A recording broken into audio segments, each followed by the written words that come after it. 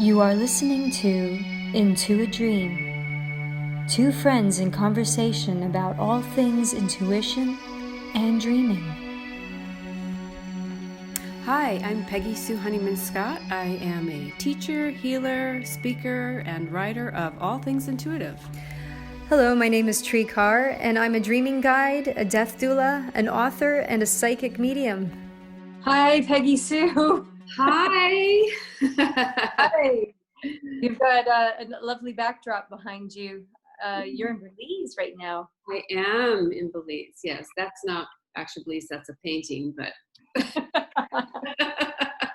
it's what it looks like. Yeah. So we're going to talk today about the upcoming holiday, Thanksgiving. Yeah. Loved by all. Yep. Some. It seems almost bigger than Christmas these days, doesn't it? It does, because I think it allows families to get together and just eat instead of the present thing. And, it is not a lot required other than just showing up and being with each other. True. Christmas less presents. Less presents. Yes. Presents. Less presents in all ways. Yes. A lot of families don't want to hold presents with each other, I suppose. I always think of Thanksgiving as like, really uncomfortable, like conversations around the dinner table, maybe. Like a lot of people experience like, don't talk about politics or don't talk about religion, or it's all like, let's just keep this civilized. And so no one's really holding real presents with each other because it's like, it's the time where all the nitty gritty feuds could pop out at any moment. That's not with every family, but you see it always in the media, people talking about that might be the way it is for families. Yeah, I think people get nervous about, Uncle so-and-so is going to be there and it's going to be weird. And what if that person overdrinks or says something that I shouldn't say? But actually, that's, I think, what the fun of it is. It's just you never know what's going to happen. If you have a big family, it can be so funny. Yeah, I guess go in with a sense of humor. Although, yeah, if you have the relative that is saying like sexist or racist comments, just, I suppose it can step up. It can cause a mood for the day. Well, and I think also Thanksgiving is about, it's originally about the harvest, right, and the sharing of food, but it sort of turned into thanking. Thankfulness for families and having each other, and gratitude, which has become sort of a buzzword, which is, it's a good buzzword. Grateful is never underused. I mean, overused. Sorry, not underused. Gratefulness is getting a comeback. Yes, and it's good. I mean, I need to remind myself every single day to be grateful for what I have. And I think my day is better when I do have that little bit of gratefulness. It changes the energy from judgment, because if you're not in gratitude, you're in judgment. So you can't be one without the other not happening. So the attitude of gratitude is, even in just moments, is better than being in judgment, because then you're not in joy either. You're not enjoying what is, even if it's the uncomfortableness of being with your family. Absolutely. Be funny, if you look at it, if you think about it. What if you found the humor in everything? Yeah, and you're grateful for them making you laugh. But you're right, there's an interesting energy that shifts when you do express gratitude. And if you make gratitude a practice and you do this every day, you start noticing a really interesting feedback loop that happens. I guess it's this sort of old saying of, looking at life either with a glass half empty or a glass half full. So gratitude falls into that category of that metaphor. We can certainly wake up in the morning and think of probably 12 things that we're really like pissed off about, or stressing us out or making us feel depressed. But you could find the same amount of things that you're grateful for too, that are equally in numbers, maybe even if not more than all the negative stuff, even if it's just simple thing you're grateful for. Maybe just 3 things. 12 is a lot. I'm like, 12? Yeah. With a pen and paper. I don't know if I want to work that hard. 3 is easy, right? I woke up today. You can start small. If you want to make gratitude a practice, start small. Name one thing that you feel grateful for. Find doing it in the morning and then before bed. Those are the great times to do it. Because these are times when you're checking in with yourself, because you're just waking up from dreams. So you're quite open and you're quite inner minded and inner reflection going on. You wake up, and then as soon as you get into your waking moment, express one thing that you're grateful for. And then before you go to sleep at night is a great time too, because you're checking in with yourself again, right? Because you're settling into sleep, your body's falling into sleep. You know, the day might be, the residue of the day might be flowing through your mind a bit, maybe stressing you out a bit. So it's a really good time then too to name another thing that you're grateful for. Yeah, it's probably you're relaxed, you're horizontal. So yeah, and for me, I feel grateful even when I'm horizontal. I mean, just being horizontal, I'm like, yeah, I'm grateful I'm going to bed. Grateful I'm comfortable and I'm laying down. I'm not running around like a freak. I found this, I don't even know where, I wrote it in my book years ago. It says, gratitude turns what we have into enough. I really like that. I reread that and went, wow, that's actually really, that's good. Because if you're not grateful, you're complaining about what isn't enough, right? Yeah, and we live in a society that gives us this hunger that we never have enough. We live in abundant times in many ways, yet people are like, well, but I don't have the latest iPhone. Oh, but I really wanted that iPad, or I want that car. I've got this like crappy old one. I want the newest model. So it's like our construct of society, which is very, consumeristic, feeding us consumerism since we're young. It's almost like creating this feeling of lack and feeling like nothing's ever good enough. And there's a danger with that, because there's enough to be grateful for. There's plenty of things to be grateful for. I mean, even if you don't have a lot of stuff materialistically, you could certainly just be grateful for something as easy as, having a roof over your head, or being able to go for a run down the street if you want. Listen, being in Belize, seeing the children here, they're all so happy, and they don't have much. This is considered a second world, but I think it's really the lower end of a second world. To me, it's just a lot of poverty, but they're happy. They don't see it because they have nothing to compare it to. But I was in the shop the other day, and I saw a painting of this group of children, and there was one little boy holding his sandal up, acting like he was taking a selfie with him and his friends behind him, right? And I thought, and they were all laughing and giggling, and I thought, this is so interesting. He's used to seeing people taking selfies, and he's mimicking them, and all he's got is a shoe, a flip-flop, pretending like it's a fawn, and they were all so happy. It's really wow. Just it makes you go, okay, I'm doing really well. I live in a society that has clean water and, everything I could want for. And I am complaining about something. Where's the gratitude in that? And that's a good question to ask all the time. It's just, where's the gratitude in what I'm complaining about right now? And just switch it in a second.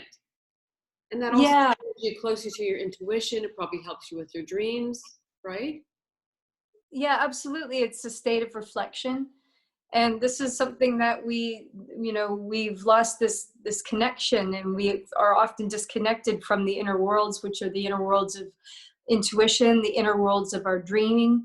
And gratitude is in there too somewhere, and I think it's because it's a reflective process. But I think it's not just cerebral where you just, you just sit there and you think, I'm grateful for this, and you're just thinking it. You have to kind of feel it. So it reminds me of when I was a kid.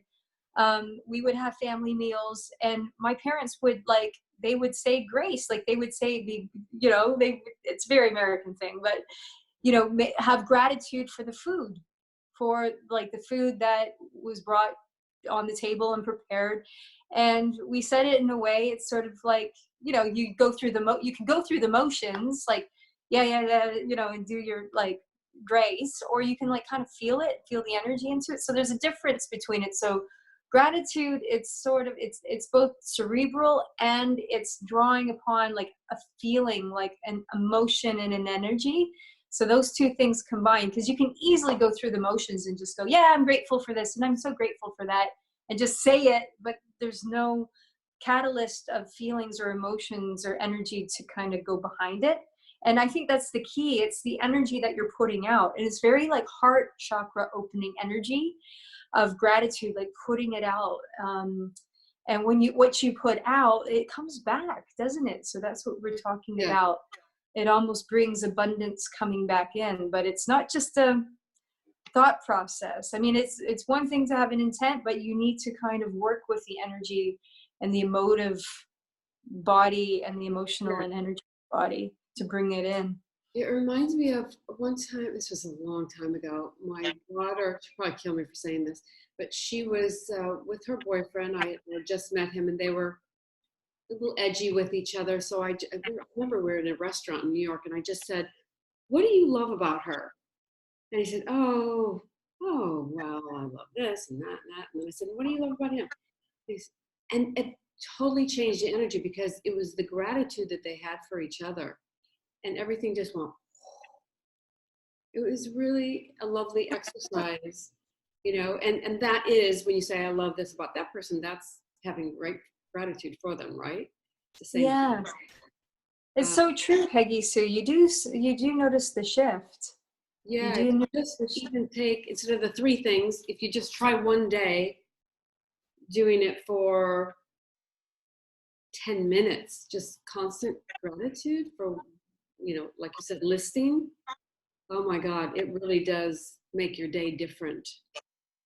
I think it also really makes how you see people different too. Like you just said, sometimes we can look at people through a lens of oh, they're so difficult, and they're such a pain in the ass, or they're this or that, or they're so negative, or, we can certainly pick out the flaws in people. And sometimes when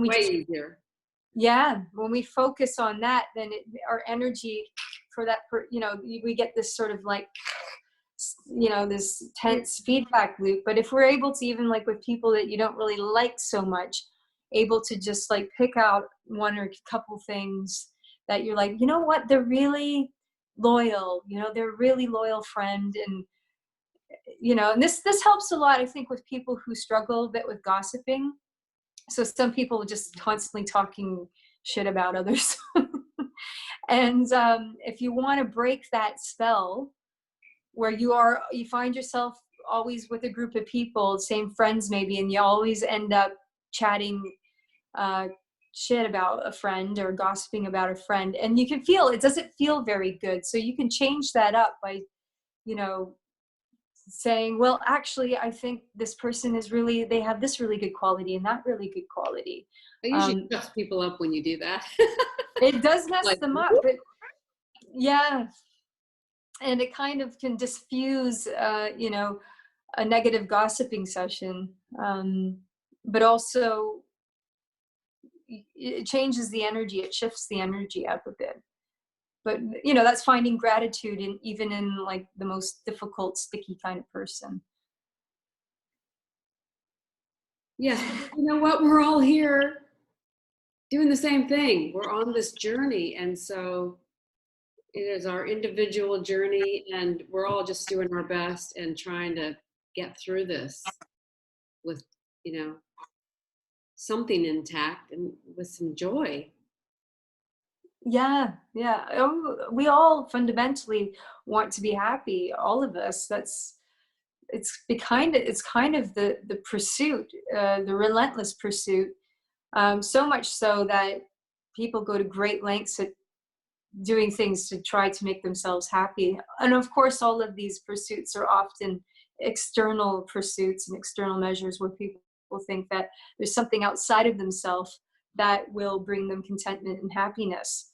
Um, but it's all really simple. It's all within us, and all the happiness we need is within us. And I think gratitude is a really great starting point, with bringing more joy and more happiness into your life. When you shift up that energy, you start looking at life that's half, full instead of half empty glass, and you can really feel it shifting. So it's really something you can do, right? Like a very simple day-to-day practice in the mornings and the evenings, simple reflection and putting out that gratitude. Yeah, and keeping a log of it. I mean, I remember having a gratitude journal years ago, and it really did shift things for me. I really started to look at, I mean, listen, I have to check myself 100 times a day still, but it's the awareness of catching yourself in the negative loop and going, okay, what do I have to be grateful for here? And just changing it, because it's just a choice. It's a choice. It is a choice. It definitely is a choice. What is it about us as humans that we're so addicted to pain and misery, and choosing the really, negative ways of doing things, and we get addicted to our own misery sometimes. Well, maybe sometimes it's we feel more like everybody else because it's easier to complain with somebody and talk shop because everybody's suffering. But if you're always the happy one, then they don't have anything, then they feel like the oddball, and you end up, can be a bit lonely, being happy all the time. Yep. And it can also rub off on other people. Just a smile can change all sorts of things. I was trying to think of things that we can do, or one can do when they're with family at Thanksgiving and they get caught up in the, cycle of, I don't want to be here, this is too much, I can't take the yabba, is to just go for a walk or close your eyes and think of something you can be grateful for. And what a great exercise if you're in a table full of people to go around and say what you are grateful for before you Absolutely. eat all your food and stuff yourself. It does make. I think it's a really great exercise, especially in difficult family situations. Also, because we fall into these old family patterns too. Yeah. That's another kind of like thing about going home. Is like, oh no, I feel like everyone falls back into the old patterns of being under the family. Funny, because you're not who you used to be. You're different from last. Yeah. Hopefully, isn't that interesting? Yeah, we don't allow for the changes that we might be. Huh. Yeah, it's just unconscious behavior. So if we, go into the Thanksgiving dinner, Thanksgiving family reunion consciously, like this time it's going to be different. I'm going to be very conscious about my behavior and be conscious about the triggers, the emotional triggers, and I'm going to express gratitude. And I think, having a very conscious approach really changes it, because with family, it is all unconscious behavior, most of it, because it's like your formative years, everyone's built these habits in those, those first very volatile years of being a human. It stays with you your whole life unless you consciously unpack it and try to transcend the programming, because we're all so tightly programmed, especially from family. And be the change. You can be the change by just you being different will change everybody else. You being grateful will change everybody else. And they'll know, they'll feel something's different. Yeah. And what a great exercise. Just have fun with it. Yeah, totally. Totally have fun with it. And also just observe it like you're an observer and you're watching a film, I think that's the best way to do it. just be conscious, kind of like you are in a dream, in a lucid dream. You're watching a scene unfold and you're very conscious and aware, but you're somehow, you're not being completely like believing it all. You're able to be an observer of it. Yeah. I'd love to hear some feedback from some people after they've done that. Yeah, I hope this is a good Thanksgiving tip. Be the attitude of gratitude. Yeah. And drop your barriers. We go in sometimes to difficult families sometimes, and with our barriers up and our protection, our wall of protection around us. And that is not a good starting point. If you just energetically and all you have to say is just barriers down. And it does change. If there's an argument, if somebody's arguing, bickering, if you just drop your barriers, they'll stop. It's really that simple. And it's really fun. Yeah. How powerful we really are. I mean, it's so easy. We just need the tools. Yes. Yeah, definitely. The conscious tools. Attitude is gratitude. Gratitude is attitude. The gratitude of attitude. No, the attitude of gratitude. The attitude of gratitude. I think we just need to go out and practice. Yeah. And for people who are anxious about Thanksgiving, to have some tools to play with and make it more fun. Absolutely. Have it be a transformative experience and one that you consciously walk through. So yeah, a lot of these tools that, Peggy Sue and I are talking about, and the ones with gratitude, we're going to be guiding people through that through our retreats. So it's our retreats into a dream, our 5 days of immersive, intuitive guidance and conscious dreaming. Gratitude will be a big part of that. Also looking out for our workshops too, which will be doing more of a bite-sized version. But lots of great tools in order to take away and to enrich your life and to transform your life. This stuff is transformative. So enjoy the rest of your day out there in beautiful Belize. Thank you. Happy Thanksgiving, everyone. Happy Thanksgiving, and we'll see you next time. Okay. You've been listening to the Into a Dream podcast. Join us next time for more conversations with Peggy Sue Honeyman-Scott and Tree Carr.